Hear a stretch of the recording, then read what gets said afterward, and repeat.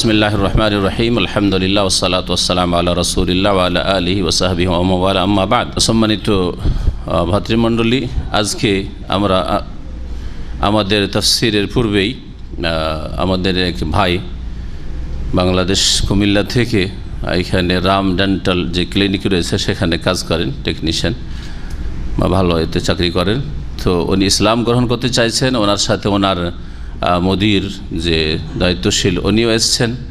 সুতরাং আলোচনার পূর্বে আজকে আমরা একটু ব্যতিক্রম, আমরা কালেমাটা পড়িয়ে নেব, শাহাদাটা, আর তারপরে তখন আমাদের ধারাবাহিক তাফসীর শুরু করব ইনশাআল্লাহ। আপনারা যখন কালেমা পড়া হয়ে যাবে তখন তার জন্য দোয়া করবেন, আল্লাহ যেন তাকে তৌফিক দান করেন এবং তাকে দিনের ওপর যেন আল্লাহ পাক অটল রাখেন, এই দোয়া দেবেন। আর কোনো রকমের আর্থিক কিছু করবেন না, কারণ এগুলো আইন বিরোধী কাজ এই সময়।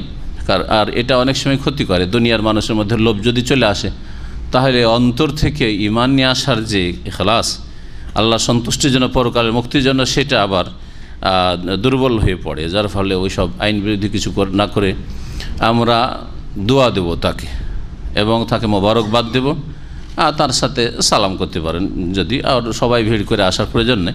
খুশির খবর যে ইসলাম গ্রহণের অনেক আগে থেকে মাশাআল্লাহ ইউটিউবে আমার আলোচনা নিয়মিত শুনতো কয়েক বছর থেকে। কত বছর থেকে শোনেন? 3 বছর থেকে আমার আলোচনা শুনে। জি আলহামদুলিল্লাহ।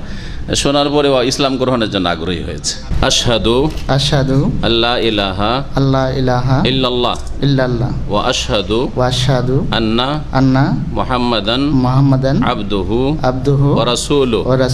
আমি সাক্ষ্য প্রদান করতেছি। আশহাদু মানে হচ্ছে আমি সাক্ষ্য প্রদান করছি। আমি সাক্ষ্য প্রদান করছি যে আল্লাহ ছাড়া কোনো সত্য উপাস্য নেই। আরো সাক্ষ্য প্রদান করছি যে মুহাম্মদ সাল্লাল্লাহু আলাইহি ওয়াসাল্লাম আল্লাহর বান্দা এবং তার রাসূল। আলহামদুলিল্লাহ, আল্লাহু আকবার। ইনশাআল্লাহ